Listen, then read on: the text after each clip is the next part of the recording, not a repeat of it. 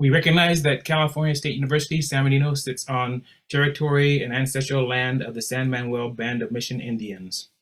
We recognize that every member of the California State University, San Bernardino community has benefited and continues to benefit from the use and occupation of this land since the institution founded in 1965. Consistent with our values, our community and diversity, we have the responsibility to acknowledge and make visible the university's relationship to the Native peoples. By offering this land acknowledgement, we affirm Indigenous sovereignty and will work to hold California State University, San Bernardino, more accountable to the needs of the American Indian and Indigenous people. So Josué Perea is director of the Afrolatin Forum and a recipient of the Rising Leaders Fellowship. He's written and discussed Afro-Latinidad extensively throughout his career, and his research on Afro-Colombianidad has been part of various publications, including Let Spirit Speak, Cultural Journeys Through the African Diaspora, and the Journal for Colombian Studies. Josué was named by the newspaper AM New York as one of the 5 Colombians making a mark in New York City. Josué holds an MA in theology from Alliance Theological Seminary and a BA in Latin American history from the City College of New York. Welcome, Josué. Thank you so much. And thank you everyone for joining us for this session. I'm really glad and thankful for the opportunity for the CSUSB community to allow us to share some information and some data and just really get a conversation started. When I was approached to have this conversation and specifically to focus on Afro-Latinas, Afro-Latines, Afro-Latinos, I'm gonna probably use the E more often when we talk about that, and I'll reference that in a bit. And policing, it was really important because it's not a conversation that sometimes we have. We segment, sometimes we do, sometimes we say like, what's African-American experience in policing? And then sometimes we say, well, what's Latino experience in policing? But then we have the intersection of Black Latinos in policing, and that's a conversation that we lift up a lot in the work that we do at the Afro-Latino, Afro-Latina, Afro-Latina Forum, but it's not a work that is often seen sometimes by folks. So I'm going to share a few slides to ground us, to make sure that we have similar working definitions, we have similar understandings, and that we're all set. And then I'll launch into a few points, and then we'll take some questions, because what I love about these conversations is that there's a vibrant community and a vibrant Q&A. So when we talk about Afro-Latinas and policing, and just before I move forward, I want to acknowledge that I live and work in Brooklyn, or also known as Muncie, Lenape, Canarsie land here in New York City, and I pay homage and respect to being allowed to work and live as a guest. I also recognize that Brooklyn has for a long time been a long place where people of African descent have connected, and has always been a place where people have sought freedom. So that's one of the groundings I want to make sure that we have. And I use he, him pronouns. So if you ask me questions, you can use those he, him pronouns. So when we talk about Afro-Latinas and policing, we got to first define a few things. So first I'm going to tell you about the org, and then let's talk about who we mean by Afro-Latinos, right? So the Afro-Latino, Afro-Latina Forum is a nonprofit research and resource center that is dedicated to centering Blackness within Latinidad and uplifting the Afro-Latina, Afro-Latina community in all aspects of society. And what we envision is a world where Black Latinidad is affirmed, where it's no longer a question, where I don't have to define it so much, where it's affirmed and centered, and the contributions of the African diaspora overall are embraced as central within Latinidad and essential to the world. And some of you know that there are many aspects of Latinidad that cannot be had without the African diaspora, even as much as that gets negated sometimes in current society. And just to share that our work is guided by a few core values that I always like to uplift. Community, we believe a lot in community. Conversations like this, building community across and transnational communities, are really important for us. Racial justice, it's one of the reasons why we have this series, right? That we're fighting for and advocating for racial justice for all people who are racially impacted. Affirmation and celebration, we affirm and celebrate Blackness. We affirm and center Blackness in our conversations, whether that's English-speaking Blackness, French-speaking Blackness, Spanish-speaking Blackness. We affirm and center Blackness. We engage in dialogue. So at any moment, if you feel like you have a question, as you know, there's a Q&A section there. Please feel free to ask all the questions that you would want. We also are about transparency. I will always give references to where we're pulling data from, where the information that we use at the forum, and any questions answered transparently. And creativity, we celebrate the various forms of creativity that the African diaspora has shown. Specifically, when it comes to Latinidad, we see a lot of creativity, not that in no other context, since I'm speaking specifically of the Afro-Latino community, Afro-Latina community. Creativity is something that we celebrate. And real quickly, in case it's a question that you ask, you may say, well, why does the Afro-Latina Forum use the arroba, the @ sign? What is that? Just a quick explanation. The @ symbol, or arroba as is known in Spanish, it was actually a term used in Latin American communities a long time ago, for at least 30 years, 40 years, to really denote gender inclusion and gender inclusivity, to make sure that all genders were captured. So it's a little bit of an older term. It's not as new as the E, not as new as the X, for example, but you might hear me say E, A, E, S. You might hear me say a few variations with that. But we firmly and wholeheartedly believe in the inclusion of all LGBTQIA plus people in any conversations about justice. We need to reaffirm that. So just in case, if you're wondering, it's just a part of our organizational name. So let's define Afro-Latinidad. Before we go into a specific conversation, these are some quick slides that I wanted to run through, and then I want to talk about some numbers and then open up the conversation a bit.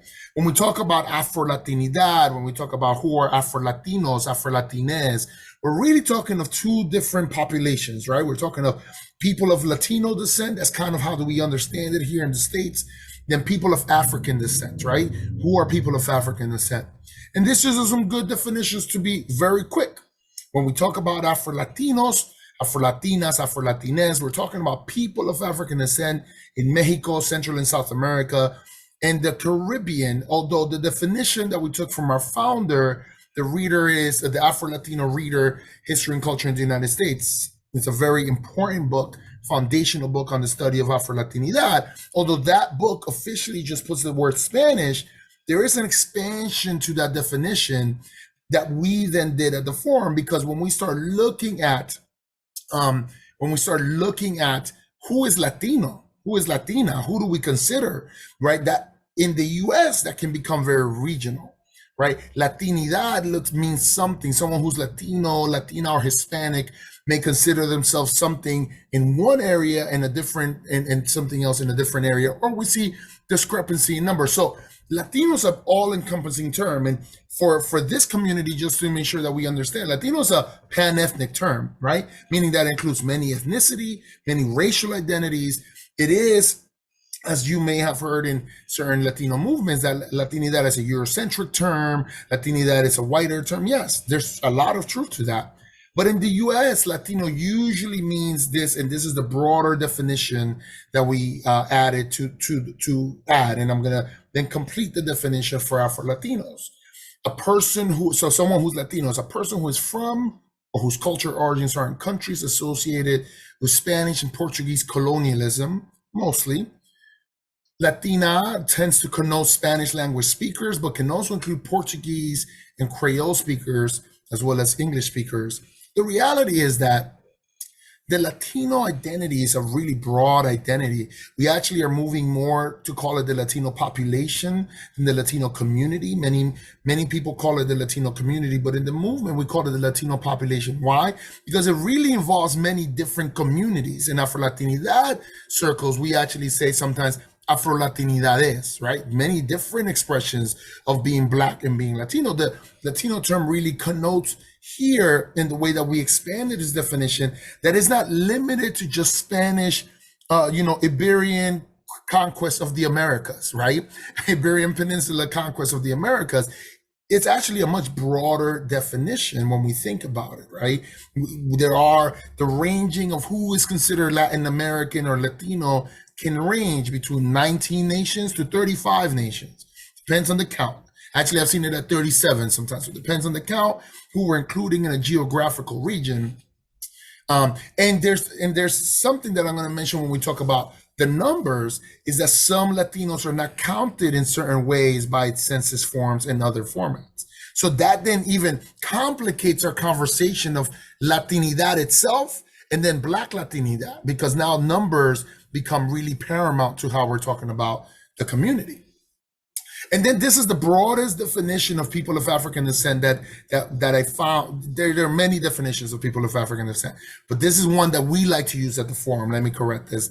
Not only yes, I think I did some research and I was one of the people who helped find it, but I really love this definition because it includes both perspectives, right? When we think about who we're thinking about Afro-Latinos, we're talking about people of African descent. And who are people of African descent? People of African descent may be defined as descendants of the African victims of the transatlantic and Mediterranean Sea slave trade. Otherwise, the Swahili word that we use a lot in spaces is maafa, right? Maafa is the term for great pain.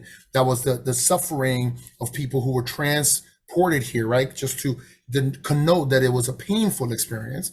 The group includes those of sub-Saharan African slave trade, descendants of the victims of the transatlantic slave trade, live primarily in the diaspora of the north of the Americas in the Caribbean. But for the definition to be complete, I love this line, it must also include Africans and their descendants who, after their country's independence, emigrated or went to work in Europe, Canada, the Middle East, or the Americas. Why is that important? Because there's sometimes a conception that Blackness kind of remains static and only was 1 point Blackness and no one else is Black after a certain point in time. This happens especially in the US, but it also happens in Latin America. But we don't consider current migration patterns and the way that those migrations are then impacting and changing American societies, right? I'm talking about the whole continent of America with current migration patterns. Many of the migrants that sometimes we hear disparaging remarks of right now in the news happen to be Black migrants who are at the border, who have less advantages than and I'm not saying any migrant is getting advantages right now. They are being disparaged at a certain high level, even by communities that are housing them. And I think that's because sometimes we have a conception of what I like to call a static Blackness. We're like, you're Black if you came here during a specific time, and that's that. Well, there is, and there is a thing to talk about people who are descendants of people who were victims of chattel slavery and slavery throughout the Americas. That is true. But the movement of people continues to be something that happens that creates new dynamics and understandings of people of African descent. And that's important because it helps to broaden who we start to think about in our definitions of Blackness, right? It doesn't limit it to one experience. An example, a very popular example that we always give in the Afro-Latino spaces is Lupita Nyong'o, who appeared in Black Panther. Lupita Nyong'o was born in Mexico from parents who emigrated from Kenya to Mexico. And that's why her name is Lupita, right? That's a very quote unquote Mexican name, fluent in Spanish and all that, because that's her identity. She considers herself Afro-Mexicana, Afro-Mexican. So that changes kind of that understanding. And I like to level set with that. And what we really have to do is denote race, ethnicity, and nationality, right? We sometimes conflate these three terms. Sometimes race and ethnicity get conflated, nationality and race get conflated, nationality and ethnicity get conflated. Now it does get conflated by the census, and I'm going to mention some stuff, and then that can lead to a question. But we really have to understand that the three terms, and there are many intelligent scholars on this call, so I don't need to further go into the definition, but that these three terms are unique and individually, and often individually have specific experiences. And usually race crosses with both either ethnicity and or nationality. That experience really is often the one that is more salient for people. So now that I gave a definition, who we're talking about, how many people, how are Afro-Latinas impacted by police violence? How are Afro-Latinas impacted by policing in the state? And I'm going to specifically talk real quickly about the states, although this image is from a protest in Brazil, a Black Lives Matter protest in Brazil. I believe this was in Rio de Janeiro. No, this is in, yes, this is Rio. This is from Rio de Janeiro, a Black Lives Matter protest. in Rio de Janeiro. I'm going to talk about the experience here in the US with slight mentions to Latin America, but focusing here on the US. And before we go on, just a quick conversation. How many people are we talking about? Who are we talking about, right? Because we're mentioning the people, the experiences, but how many people are we talking about? We're talking about around 6 million Afro-Latinas in the US. For a number of reasons, there are many miscounts. And let me here mention about the census. Official census figures have Afro-Latina numbers at 2.2 million. The 6 million number comes from Pew Research Center, who did a very thorough study of Afro-Latinx identity and Black in the way that Latinas identified. They use different categories than the census uses, different naming for certain communities, and the numbers went higher. What the status shows us, and we led a lot of this work with our partners during the Latinos Not a Race campaign, which is still happening, but it reaches height when we were when the Office of Management and Budget was taking comments on changing the way that Latinos identified on the census. The proposal was to kind of conflate the terminology of Latino as a racial identity and an ethnic identity. And some of us organizations got together and really started a campaign called Latinos Not a Race. You can go to latinoisnotaRace.info if you want more information on that campaign and all of the work that happened and will continue to happen there, because we're in the second phase of that fight. But one of the things that we notice is the way that Black Latinas are counted is really sometimes hurts the community. The census actually does not include any nations who do not speak Spanish into the count of Latinos in this country. So Brazilians, who make up a large percentage of Afro-Latina population around the world, are not included in census figures for Latinas. Actually, they're included in their own separate Brazilian category. People who are Haitian, some Haitians do identify as Afro-Latinas, some Haitians don't. They are also in their own unique categories. The way that if I write, and so I was not counted as a Black Latino, for example. I wrote that I was Black and Latino, and then there was a third question that asked, what's your nationality? And I wrote Colombian. I was born in Colombia. And the moment that I wrote Colombian, my nationality was treated as a second racial identity and moved me into a group called two or more races. So that complicates a lot of numbers, because now we have Latinos who are Black like me. Like my experience, what sociologists call my street lived race experience, my street race is Black. No one questions if I'm Black when I'm walking down the street. But now I'm being considered, he's two or more races. So that's why if you see, there's a lot of context, and I'm glad that I have this opportunity to say this here. There's a lot of contextualization that we need to do with the census numbers that are being reported. Because number one, we're not talking about the fact that it was done during a pandemic with a presidency that did not want the census to happen well, that cut the census period short. Number one, that's all one. Number two, we don't really talk about the way in which people are automatically labeled by the census. So that lowers the numbers, right? Because now I'm labeled as some other race, even though I'm like, no, I'm Black Latino, but my Colombian identity gave me a racial identity, right? And some of these are guidances by the census, and we've had some very honest and true conversations. Actually, the census has been very forthright and conversational with us, but there's still some areas where we're like, well, can we include Brazilians into the Black Latino count? And there's some sort of law that prevents that from happening. Can we include this? So it's really interesting who gets considered like that. And that's what we said the numbers are actually higher, because there are different things. And then when you go to each states, for example, have different ways in which they categorize someone who writes in a nationality. Sometimes people say, if you write a nationality, we'll consider that. So if I write Colombian, they're like, we'll lump that in Latino as a state category. But then sometimes people are like, no, we're going to put that as mixed race. You're mixed race now if you write a nationality.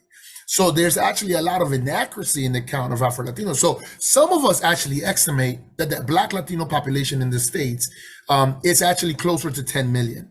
And probably even more. But the conservative estimates that we say is 10 million. Using the 6 million figure from the Pew Research Center, thinking about the way that we answer questions, that's what we think. We led in the Afro-Latino Forum, a research team led a small research sample size that was supposed to happen in a few places in the country, but it was right before the pandemic. There was a lot of situations. We only got to do it here in Brooklyn, but we noticed that there was a 30% increase once Black Latino communities, we use terms that they understood. So for example, one question that we asked, and I don't want to get caught up on this, but I just think it's important. Has someone ever confused you for being African American? So they said yes. Oh, okay. So we understand that. And then, but then the question might be, but do you consider yourself Black? Some people said yes, some people say no, right? But then clearly the racial experience is as a Black person. So that's something that we always fight with.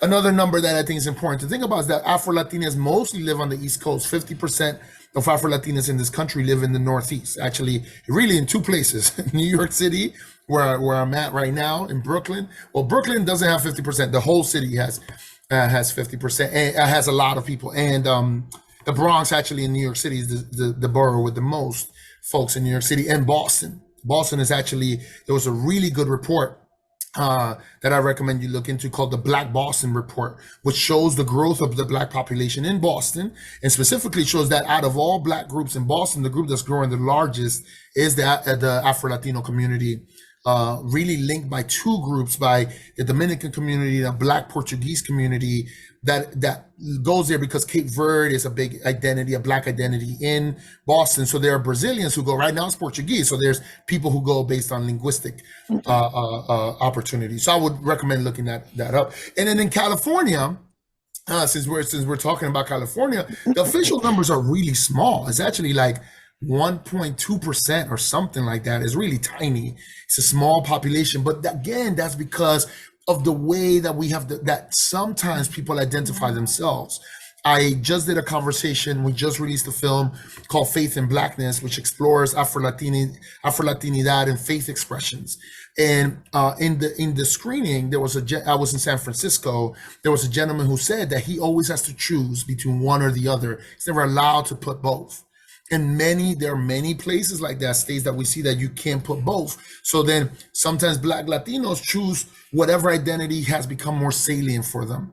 For sometimes because of familial experiences, they'll choose Black. Sometimes which then denotes African American.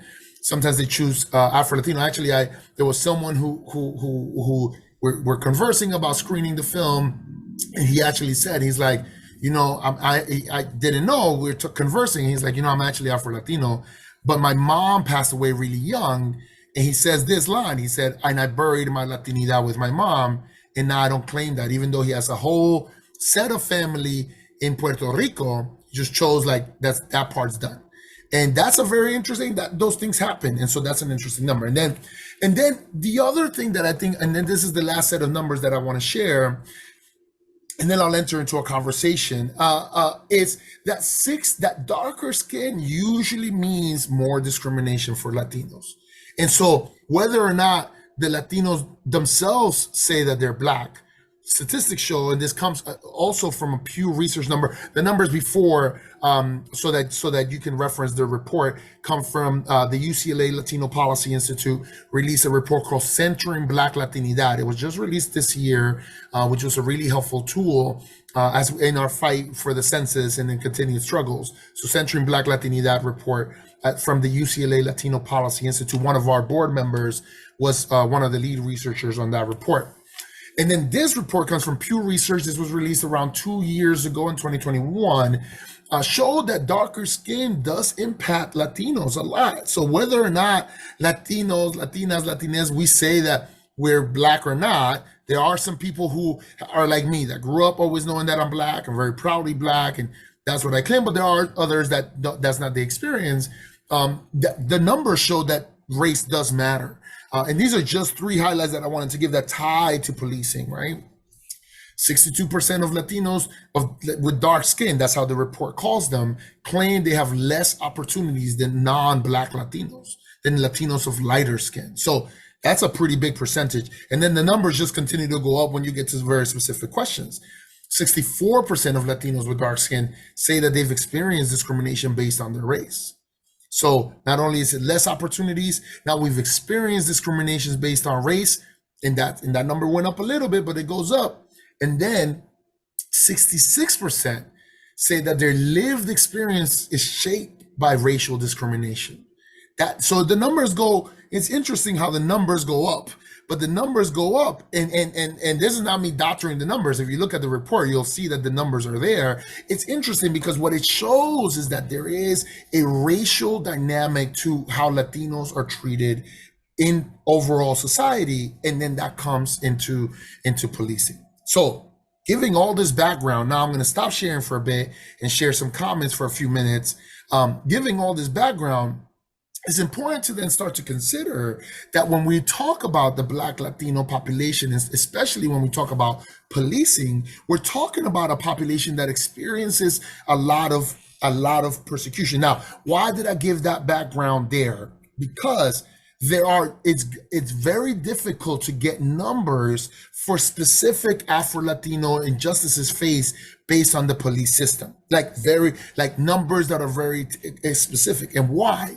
There's a few reasons, because of the reasons that I just mentioned, but I'm going to use New York City as an example, because sometimes in the way that police, when you're justice impacted and you're arrested, you get labeled a race, you get told what that race is. So, and so there isn't this intersectionality happening. So, for example, here in New York City, we had a policy that unfortunately is sadly being revived by our new Black mayor, called so broken windows policing, that was called stop and frisk, right? And the idea of the broken windows that came from the Giuliani era was that wherever in the neighborhood where you see broken windows, that means that people are acting up, and usually those are black neighborhoods, whether they're Latino Black neighborhoods, or African American, or diversity Black neighborhoods, and so they were arrested. So the numbers that Latino activists would report here were around 72%. 72% of all stops were people of color, right? During this period that started during the Giuliani era, and then ended during our last, ended a little bit, about 8 years ago officially. I would say like 10 years ago. Well, it depends on, I would say that it didn't fully end, just the policy officially was struck down, but it didn't really end. So 72% of people stopped were people of color. And about 48% of those were labeled as Latinos, Latinas, Latinx. Okay. So then you're like, all right, so that's a pretty big percentage of the 72. But then if you look at those numbers, and then this number comes from activists, doesn't really come from the police, right? From those 48, from the Latino population, of the 48% of those that are Latinos, 75% of those were Black Latinos. So the numbers that got reported were just Latinos experience a lot of discrimination based on stop and frisk, which is true.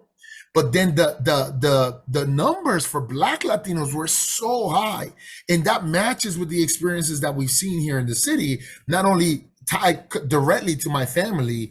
I wear glasses, and so I look like a nerd, so I'm not always a threat, right? I'm not the guy who's being stopped. But during the stop and frisk period, my siblings, my brothers who both played football, did not wear glasses, they don't look nerdy, they got stopped pretty often.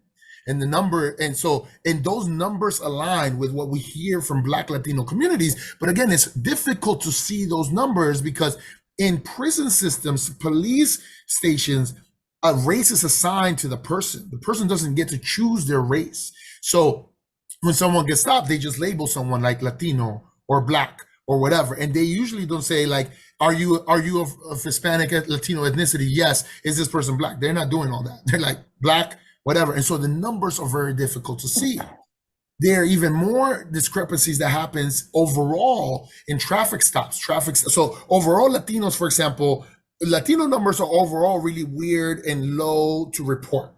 There was a recent report by a nonprofit here in the U.S. that showed that Latino numbers on police brutality, especially deaths of Latinos by police brutality, unfortunately, are severely underreported. And it's an interesting dynamic as to why. There are different reasons as to why they're underreported. Obviously, the elephant in any room is white supremacy, right? Like there's different ways in which we want to, lower certain numbers. But when you look at that, even that report from a Latino nonprofit does not segment by race. So it's difficult to then break out, okay, so the numbers are low overall for Latinos. We're only reporting, I think they said about 5% of actual Latino deaths that happen by the police system, something like that. But now we don't know how many of those people are Afro-Latino. And so, for example, I'll show one slide, 2 slides of cases that you may have known because these cases made national headlines. But if you if these are 6 individuals, for example, that had many different racial identities given to them. These folks were sadly killed by police during the year 2020 and 2021. These are at least some of the folks whose names were made. You know how we always say their names. That in the Afro-Latino community, we support that, and we sometimes say, yeah, let's say other names as well. And so, for example, Mike Ramos and Javier Ambler, because they were in Texas, were labeled just as African American. So their deaths just went in there, and that's unfortunate. I'm not, it's very sad that they're alive. Gabriela and Leilene were labeled just as Latinos. Right? It's like they're just Latinas. That's the number. So we didn't really see, their deaths didn't really get categorized. And the way that we actually found some of these names is because there are activists on the ground in different places, and actually a lot of scholars that focus on CRT, focus on sociology, that then start to break down and say, well, let's look at the experiences of those people. And then it goes to what always comes down to, let's look at the phenotype, right? What is the color, the skin color of this person? Because if we talk about the Latino as a community, we just think that it's all one looking, encompassing community of everything. But if we start to think about the Latino population, then we start to think, oh yeah, so there's got to be a Black population within that and a non-Black population. And then we start to segment. The Reynaldo and Carlos, Reynaldo and Carlos were unfortunately killed here in New York City by police. They were both, Carlos, I believe, was labeled just Black.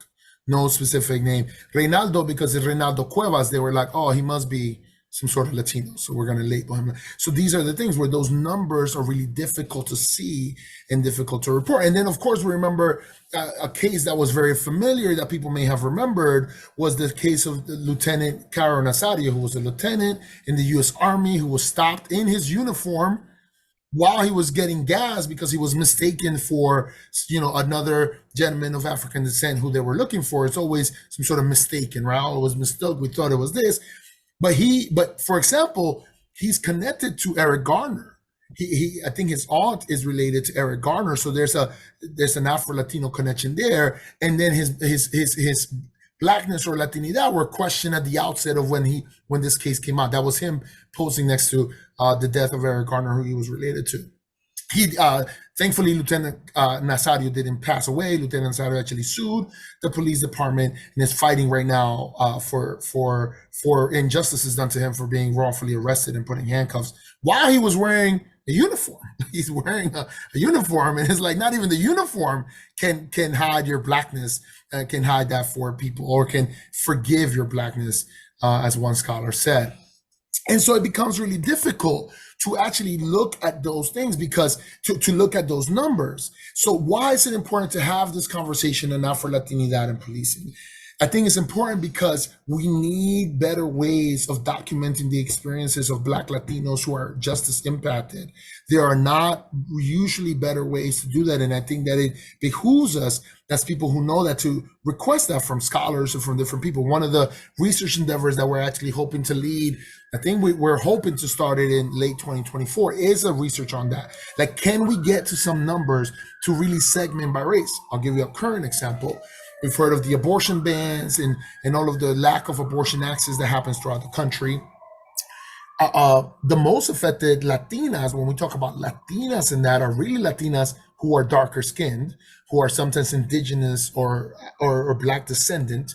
And that number we would not have known had it not been for a report from the National Partnership for Women and the National Latina Institute, who did a report on how are state abortion bans harming Black Latinas, right? And their legal status. And so it takes really nonprofits and really NGOs and independent researchers to start to do that work. I met with a scholar who was looking at numbers of Latinos whose experience in secondary school changes, but they had never looked at segmenting Latinos by race.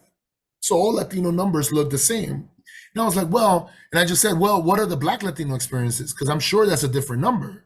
And she said, we didn't ask respondents for that question.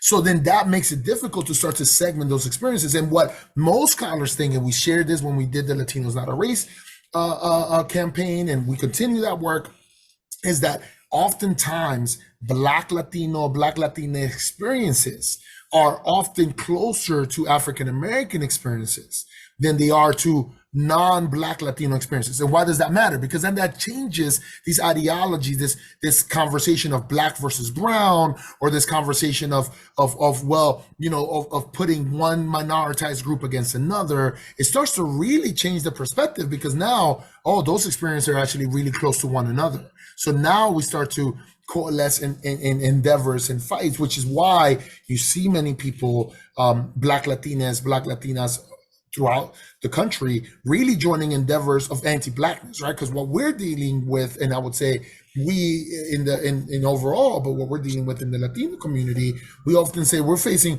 two levels of anti-Blackness. There's an anti-Blackness that happens within the Latina community itself, right? And then there's the general anti-Blackness that happens to all Black folk here in the US, right? And those two experiences are very important and salient for Afro-Latinas. And the last point I'll mention, and especially when we talk about policing in Afro-Latinas, is that it's very important for us to then capture what the thing that most scholars are doing is really capturing. Not only are they doing independently funded research, or sometimes research funded by a grant, but they're capturing oral histories. Because then those, which is interesting, because that continues the tradition of the African diaspora to really always carry on oral histories. And why is that important? Why does that happen? Well, because there are no ways to actually count. There are ways. There are some slight numbers, but the numbers vary greatly. Like the number that I shared with you, the reason why I didn't want to put the numbers here is because there are two different reports that say, one by the Civil Rights Commission in New York City, and one by I forget the name of the nonprofit that focuses on capturing police state violence, state sanctioned violence. And both numbers vary greatly in the numbers of the report of like when they segment by race. So segmenting by race is very important in the Afro-Latina community because it gives us better insights. Like I mentioned, that report from the National Partnership for Women and the National Latina Institute, by being able to segment that, now we know, and now nonprofits like us and other scholars are able to be like, well, then how can we support Black Latinas and Latinas of darker skin who are really being impacted by these abortion bans, right? Who are really being impacted by and legally impacted by these bans. And so the last thing I'll say is that oral histories have become the main way in which we do that. There are many researchers, both researchers in throughout the country and throughout the Americas, who have chosen to use that as a way to capture oral histories. And I'll give the last example, which is not from this country, but it is an example that I think is important to know, right? We, for a little bit, had a little bit, meaning just because that's the only time we did a specific podcast, we did a small podcast series. I don't think you can find it anywhere now. No, because we're working on updating it, but there was a small podcast series, which now this hashtag, you see it everywhere. It's called Black Lives Matter Everywhere, to join the efforts of people of African descent transnationally, right? Well, we use the word transnational, talk from the US all through Latin America. What you see is that there's a strong fight to make sure that people understand that Black Lives Matter everything, or another term that I've seen is all Black Lives Matter, right? Black Lives Matter for African American lives, but also for Afro-Latino lives, Afro-Latinx lives, and also just Black lives, right? Literally just Black Lives Matter. And one of the issues is this way in which Black people are policed in transnational context, right? In the Dominican Republic. There was a recent way that, uprooted citizenship for folks who were the Black Dominican, who really had lineages to Haiti. Their citizenship was withdrawn, was just taken. And then now they were made quote unquote illegal or quote unquote stateless, right? They didn't have a state. And there's a long fight to that. You may or may not have heard that just this past week, the president, the president's wife in the Dominican Republic claimed that there was no slavery or any descendants of slavery in Dominican Republic, and to claim that all people of darker skin were not really black. There's a lot of anti-blackness that are faced by communities throughout Latin America. The protest that I showed a picture from earlier in Brazil was because Black Brazilians suffer state-sanctioned violence at disproportionately higher rates than non-Black Brazilians in Brazil. I would say indigenous Brazilians also suffer at very high rates, so just than white Brazilians. But that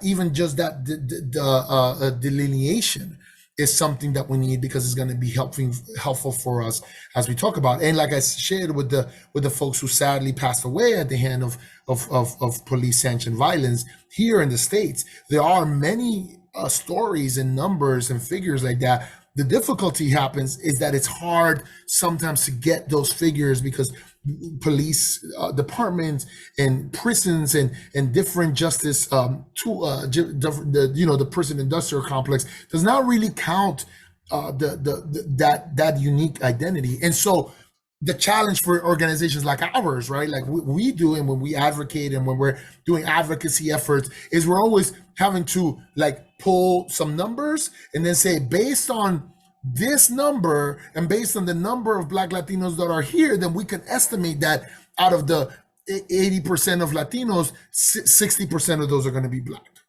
So we have to do some estimates, which is why there's more need. Now, there are scholars who are working on that. We have a cadre of scholars who are working on changing those descriptions, even when we talk about immigration justice.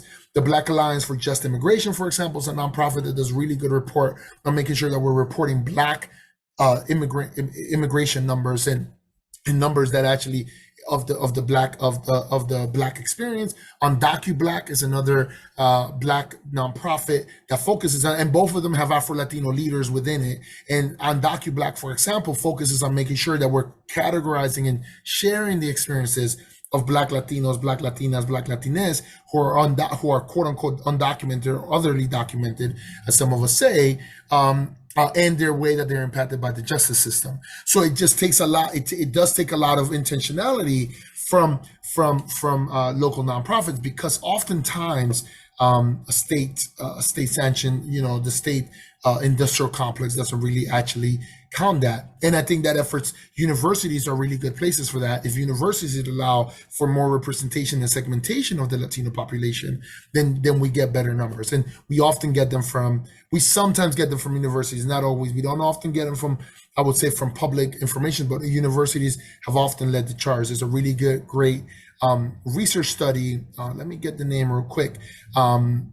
That really looks at the way that Black Latinos consider the Black Lives Matter movement. Is called Cops Only See the Brown Skin, which is how Afro-Latinx people participate and see the Black Lives Matter movement as relating to themselves. So I think that's an important report, since I know we're sharing some of the resources that we share. We're sharing some of that.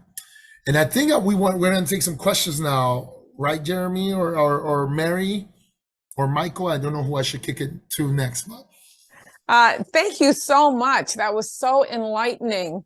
I usually take my privilege and ask the first question, even though I don't raise my hand or anything. So I'm just wondering what we'd like to get from our guests, since we have the majority of our audience are students. So I'm wondering if you'd mind just sharing, 30 seconds to a minute of your trajectory from, being born an Afro-Latino and then where you are now, because our students are still, trying to figure out what they want to do. And, you might hit that one buzzer that's going to go off in their heads. So would you mind? Yeah, of course. And I should have shared my updated bio with Jeremy. I have a little website called Guesnerth.nyc that you can go there. But you can also go to AfroLatinoForum.org, which is right here. I don't know how to put right there. Okay. Because I didn't send my bad, Jeremy, on that. Yeah, so I was born in Colombia, in Bogota, Colombia, and my parents and I, we migrated here. My father was offered to pastor a South American congregation. So we grew up Christian. He pastored that congregation. And then we stayed here after you finished pastoring, right? Then you make your roots here and you stay here. In college, not to go through all the experiences, but I'll share one experience real quickly. It was in when I got to this country. I first lived the updated page, Jeremy. Thank you. I first lived in Hackettstown, New Jersey. It was a very interesting experience. It used to be very white community. Literally, there were like 3 people of color. Like 3 people of color in the entire town. I was one of those, and that's where I first experienced being called the N-word. And I remember that I had always been black. Like my father was very proudly black, and he always told us like we're black, and we knew it. But it was there, and I was like, oh yeah, here in this context, right? I'm not only Latino, I'm also black. And then it was very early on. I was like 11 when that happened, and so then that just led me to making sure that when I was in school, that I was looking at my experience. So I majored in history. And my dissertation for my history degree was actually on Black Colombians in the Colombian Revolution, because there was not enough said about them. Actually, there was like a massacre of Black Colombians. There's a long history. That's a separate conversation, and it was really interesting to do that research because it started to lead me to be more informed, and that led me for a little bit to have a nonprofit that I had separately called Afro-Colombia New York. We were talking about the Black Colombian identity here. And then Miriam Jimenez Roman, the writer of the Afro-Latino Reader, which the students here should get. It's one of the foundational books on Afro-Latinidad in this country. She was like, what you're doing is good. Do you want to join us? Let me show you what we're doing. And that really led me to this path now where now that's my focus, right? Like I've read a bunch of stuff and all of that, focusing on the Black Latino experience, because then I started to notice that it's not an experience that often is talked about. But then when I started to study it, I noticed I'm like, there's deep history here of people who do that work. So that's kind of what I did there. So that's kind of the way that I came here. And then unfortunately, Miriam passed away 3 years ago. But she founded our organization, and her work still lives on. And as one of her students, I continue to uplift that work, and it just became very important. So it became very important for me to find something where I felt fully seen, and Afro-Latinidad started to become that, especially the struggles of inclusion for Afro-Latinos. And now we moved that struggle to centering. Let's center Blackness within Latinidad. So. Thank you. Stan or Michael? I'll go. I have friends and it's interesting because I learned a lot today about ethnicity. And one of the things that is very interesting is I have friends who are Puerto Rican. One's Puerto Rican, and he doesn't want to be in a box. He's Puerto Rican. If you ask him, is he black? He's Puerto Rican. Is he Latina? He's Puerto Rican. I'm Puerto Rican. I'm proud of it. And that's where he stands. And does that create, in those numbers, you're handing out a lot of numbers, that creates conflict, doesn't it? Yeah, so there's really multiple dimensions of how Blackness and self-representation of Blackness within Latino communities. But I'm going to say that we have a lot of context, but we have people who are like me, right? People who knew they were Black and grew up knowing they're Black. And I'm going to say I'm Black and Colombian until I die. And even after I die, right? That's what's going to happen. But then there are people who are like, I only want to be X thing. Now, I'm not going to judge. I am going to say that sometimes we have seen that is rooted in anti-Blackness. Like, I don't want to be considered Black because I've seen Blackness be lowered, right? In Latin America, there was a pigmentocracy created. Mm-hmm. Pigmentocracy means that people were ranked based on skin tone, with lighter being and actually there were 2 levels of light. So if you were European white, you were higher than if you were like born in the Americas white. Then if you were mixed with indigenous, then mixed with Black, then Black and indigenous mixed, and then Black at the bottom. And there's a whole gamut of pigmentocracy. And that sometimes is really embedded within us as Latinos, I would say. And I would say as all people, but really in Latinidad, it became a big deal. There are terminology that gets used that's very anti-Black. So then you don't want to align yourself with that, right? For example, like in Mexican communities, I know California is mostly Mexican, as is actually most of the Latino population in the U.S., mainly because of the California and Texas. There's a term called pelo chino, which is a term, some people say it means curly hair, but really what some researchers have found that it really means dirty hair. means pelo cochino, which really means to be like hair that looks like a pig's tail, therefore dirty hair. Why do I mention that little colloquial thing? Because just anti-blackness is rampant, and because it's so rampant, and there are people who don't want to identify with that. I'll give you a Puerto Rican example that if you share with your friend, they might get mad at you, but it's something that's researchers are coming out. Bomba y Plena is a very black descendant tradition, musical tradition in Puerto Rico. Very much so. It's not being performed sometimes often by people who are dark skinned. So there's a lot of that. And then there's new research that's coming out that there's like Haitian connections to Bomba y Plena. And then that became a whole, I was at a conference where that was mentioned, became a whole thing like, whoa, I don't know if there's Haitian, can we check those verifications? And what me and another friend of mine who's Puerto Rican, I'm not Puerto Rican, was like, oh, that's that anti-blackness coming out because we don't want to link that to Haiti, right? If we link something that's culturally significant to us specifically, that becomes a problem. Now, you know, it's very fledgling research, it's new research, it's not fully done, but it's out there, and it just gets, you know, silence. So there is a lot of anti-blackness, and that's sadly a part of the Latino experience. And then there are people who then embrace their blackness as they go, right? Their lived experience shows them that, and they're like, oh no, actually I am really black. That's how I experience the world. And in the documentary that we have called Faith in Blackness, we actually have all of those experiences. Someone who knew they were black, and someone who says it was my therapist who helped me understand I was black. And those are both experiences that happen in the Afro-Latino context. Forgive me, Josué, but I just need to let our audience and our students know, and this definitely connects with what you're saying, that race in regard to the academy and social science is a construct, right? So there is no biology of race. No biology of race. So you can't look at my DNA and say that I'm Afro or anything. We construct that. Our leaders construct that, and we have discovered that the reason we hang on to these categories is because of exactly what Stan just asked, because it creates dissension among us. The white Brazilians versus the black Brazilians versus the indigenous Brazilians.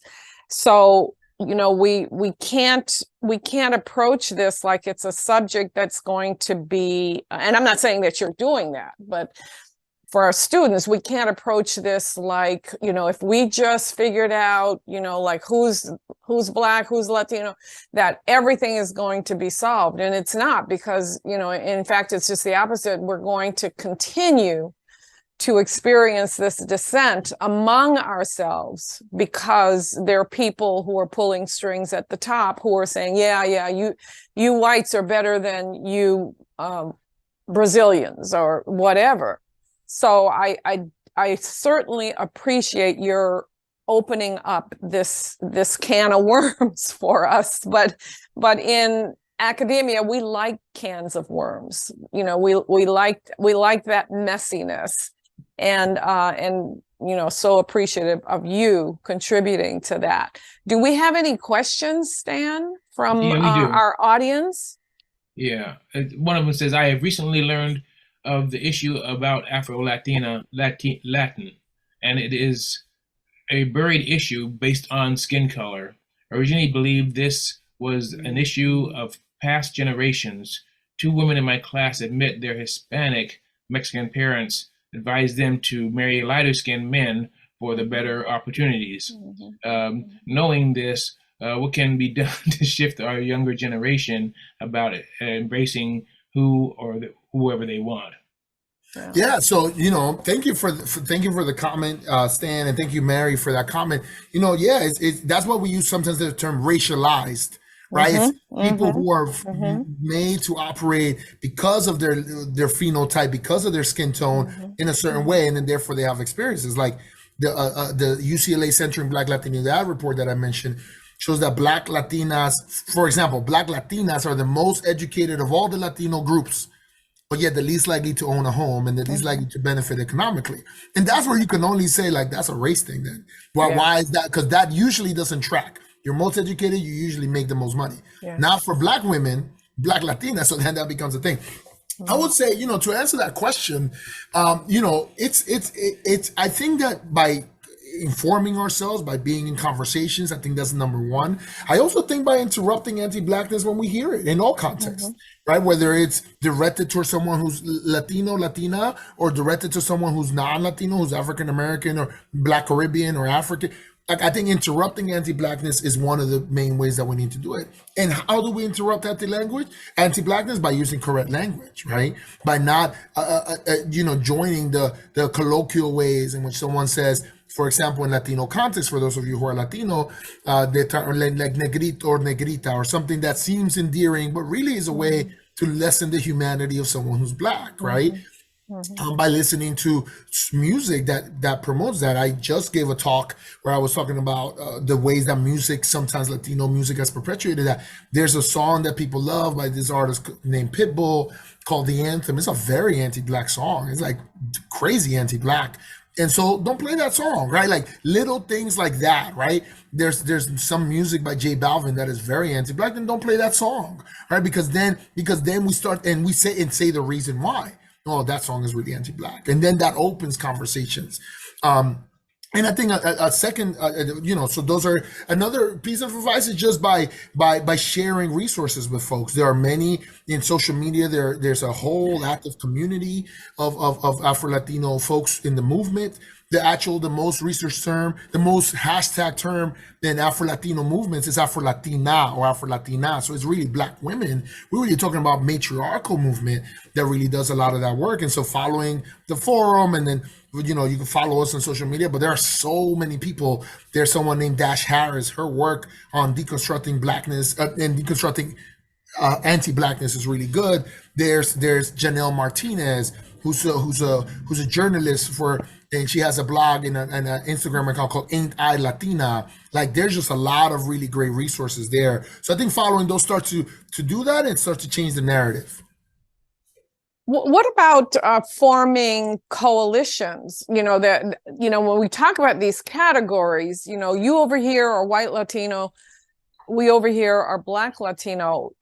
Is there any hope that we can make alliances with other, we could start with other Latinos. We could start with other African Americans who are not of Latino descent. Because really the only difference between me and you is where the slave ship stopped. That's really the only difference, because you and I probably we share some DNA somewhere down the line, because we all came from so I'm just wondering, it seems like it's just ripe for this coalition building. Yeah, have you all done anything like that, or is there anything on the horizon? Well, like I mentioned, the Latinos Not a Race campaign was really the first time that all the because we didn't get one, but we're going to get them now, actually. Most Afro-Latino organizations. Can you tell us who that one is? You can't. No, because they're good. They're going to be fine. Just they didn't have a good social media presence. Okay. We didn't get in touch with them, but I just got in touch with them. But there's a really good organization called Movimiento Afro-Latino Seattle, and they're a big organization. But then I just found out that they just didn't have a social media person in charge for a while. So when we were hitting them up, they were not responding. But the Latinos Not a Race, and like, again, you can go to latinosnotaRace.info to see, you can see the broad coalition of people that joined that. And that then endeavor actually created something we're calling the Afro-Latino Coalition, the National Afro-Latino Coalition, which, and the website for that is afrolatinocoalition.com. It's slowly getting up. We're just starting conversations with partners on how we do it. But this is an example of grassroots coalition building. And actually, just another thing, since I know for students, there's a book that just came out like 2 weeks ago, called The Afro-Latino Memoir by a scholar named Trent Masiki. That book itself really talks about ways of building coalitions by using African-American memoir narratives and Afro-Latino memoir narratives, and starting to look at how they're building coalitions and building consensus. So there are many ways that are doing it. If you go to Latinos Not a Race, again, the website is latinosnotaRace.info, or Latinos Not a Race.info is for sure the one that I know. Latino is Not a Race.info.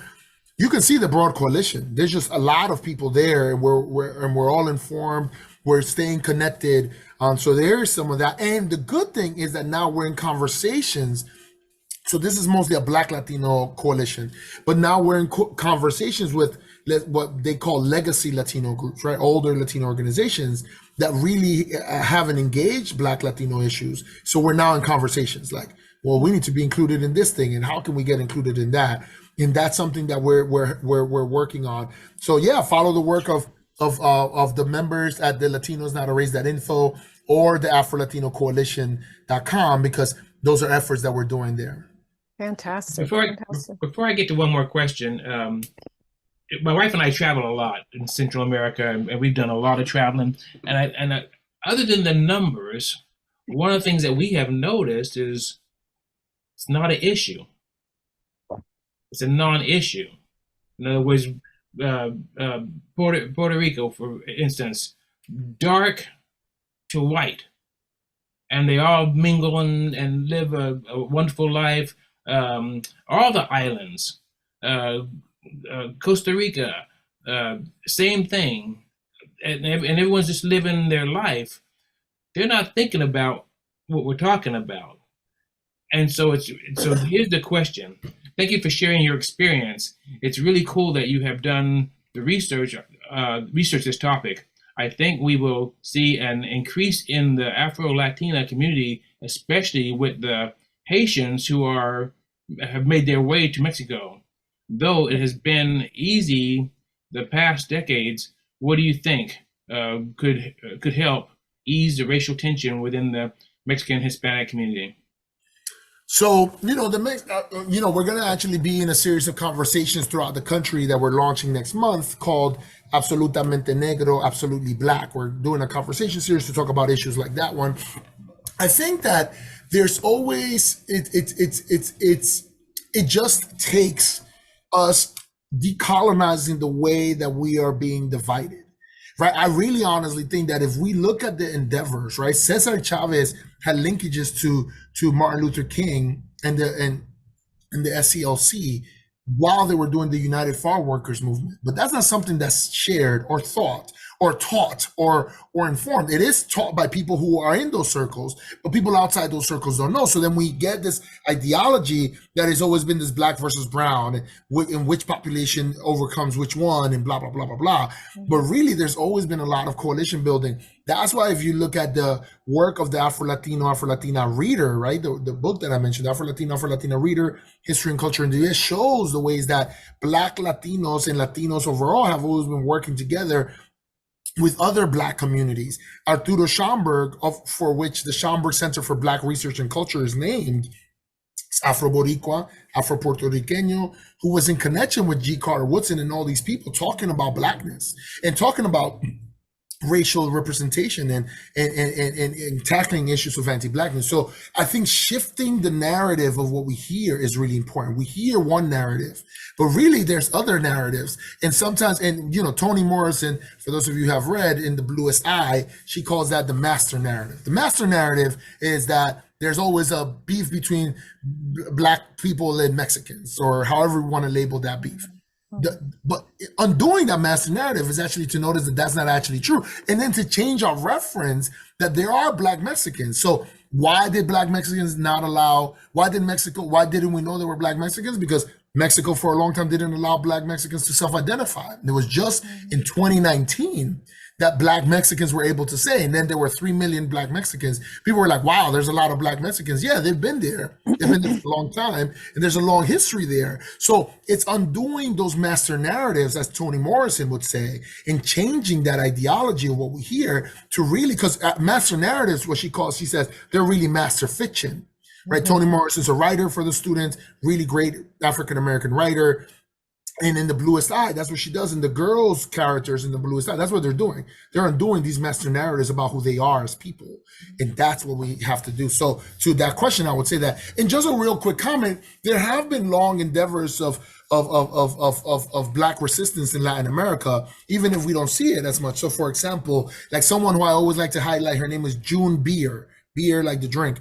She was Afro-Nicaraguan. She did a lot of really good work. She was an artist who did a lot of really good work. There was There are many people. Sonia Pierre, it's a Black Dominican woman lawyer, passed away in 2011, but she did a lot of work to make sure that Black people are being counted and including as citizens in the Dominican Republic. So there's a long history of those traditions. There's Bencos Biojo. He's a Maroon leader who passed away. Never officially, the record is that he was never enslaved and created a Black Maroon community in Colombia. So there's a long history of Black resistance that I think is often also obfuscated from the record. Go No, ahead. I visited that that Maroon community in Colombia, and was just blown away by the resilience of these folks. You know, they are, I mean, they are contained. That's little Africa over there. It's such a beautiful thing to see. I don't know if you know about the conversation that was recorded among the Latino or the Mexican Yes, city council folks. What do you think about that? I mean, because it really does speak to what we're talking about today in terms of, you know, one group being pitted against another group in order to hang on to political power. And just for students, I think the best book on that, it just came out 2 years ago. It's called, actually last year, Latino Anti-Blackness. It's called Racial Innocence by Tania Hernandez. She's actually a part of the forum. She is one of the leaders of our Afro-Latino coalition and one of the leaders of the Latinos Not a Race. Racial Innocence, Unmasking Latino Anti-Black Bias is the full name of the book. Racial Innocence shows that racial innocence is this idea that Latinos don't have racism, that racism is a U.S. construct. But what that conversation showed is deep-rooted anti-Blackness within the Latino community. That's why I say that we have to interrupt it wherever we have moments to do that, because there's just so many ways in which anti-Blackness is a part of Latino context, sadly. There's just so many ways. It's like I just mentioned some songs, right? Like these songs for music, there are terminology that gets used, the number of different terms for someone who's Black in different countries. The fact that Black people who are Latino cannot say that they're Black in some countries. Some countries legally don't do it. Who's doing it is NGOs and nonprofits who are counting people.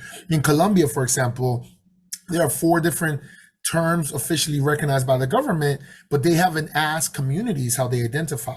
So I'll give you an example of where that changed. The official numbers, for example, in Panama were 9% of Black people in Panama. Which is a little crazy because if you go to Panama, you mostly meet Black people. So it's like, so what is the numbers? I mean, in Brooklyn's like little Panama. Brooklyn has all Black Panamanian. I just met the first white Panamanian I met was ever this year. But because they never allowed the communities to self-identify.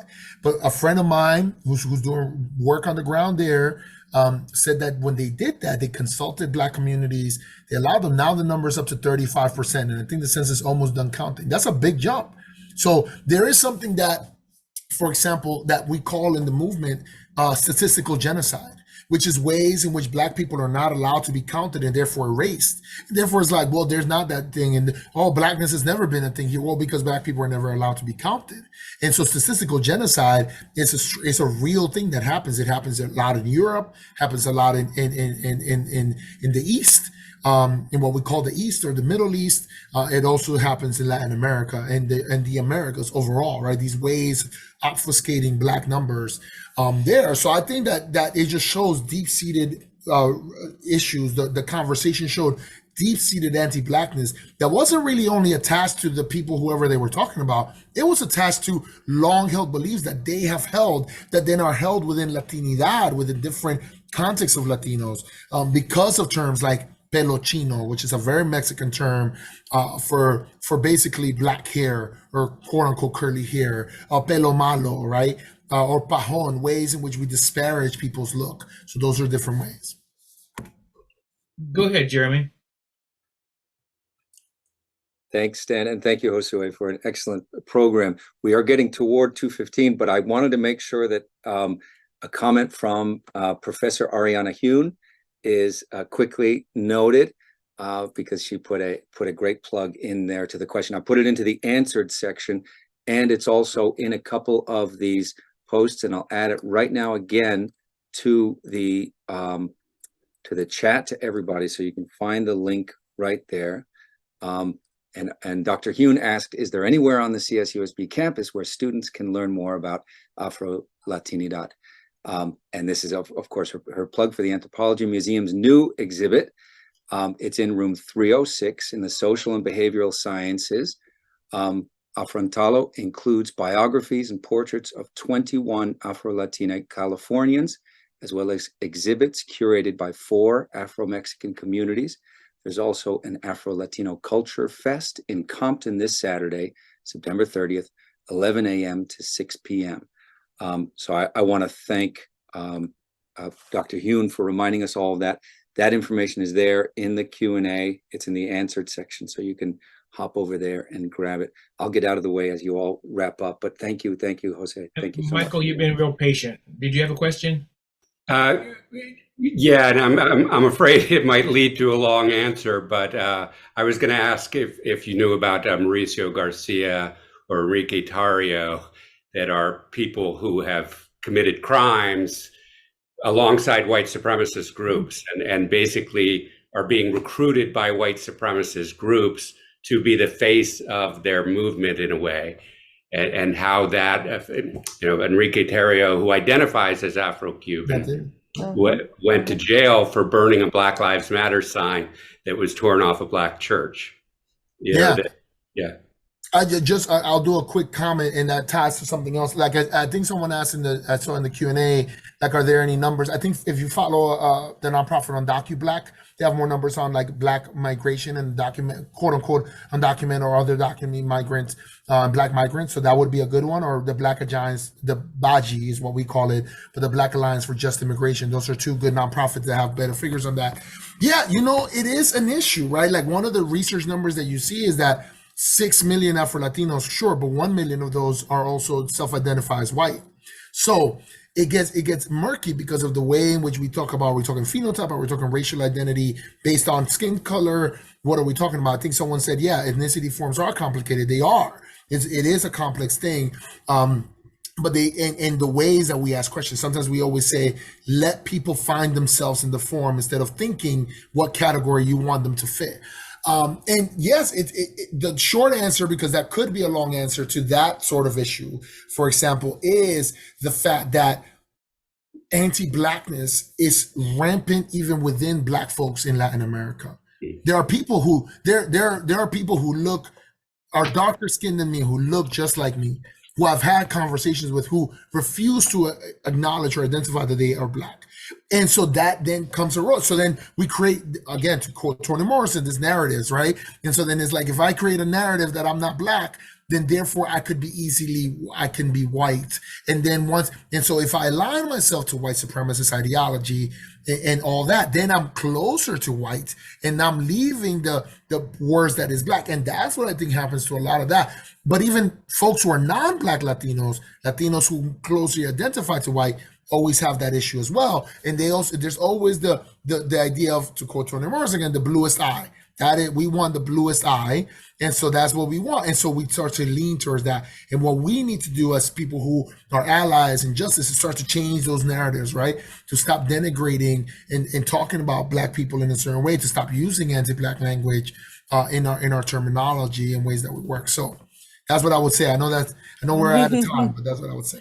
And I would also add to hold our leaders responsible for creating an atmosphere in which we're not fighting each other in the workplace or in neighborhoods and so forth. You have just been tremendous, and I don't know if you read some of the comments in the Q&A, but most it was not questions, but just saying how wonderful you are. So, and I think we all concur on this panel. I live about a couple of miles from you, so I'll be visiting your office and seeing how I can be of some help. I hope I can. And follow us on Instagram or Twitter. Absolutely. We're not really posting on Twitter that much lately, but follow us on Instagram. And we have a bunch of events coming up, some with CSUSB, like our conversation next week on Blackness and the curriculum, all these other ones. We'll be in California for conversations coming up soon. So follow us and then stay up to date. Fantastic. Fantastic. Thank you so much. And we'll see you next week. We're going to plug into that also. And I would just urge our audience to tune in next week. We have another great discussion to offer you. This is, how many years is it now, Jeremy? 4 years? 3? This is our 4th year, right? We're in our 4th. Yeah. 4th year. Yes. Yeah. So we've got a nice little package that's available for anyone who wants to see our past programs at our website. So thanks again, and we'll talk soon, Jose. Bye-bye. Thank you, Jose. Thank you. I'll see you guys over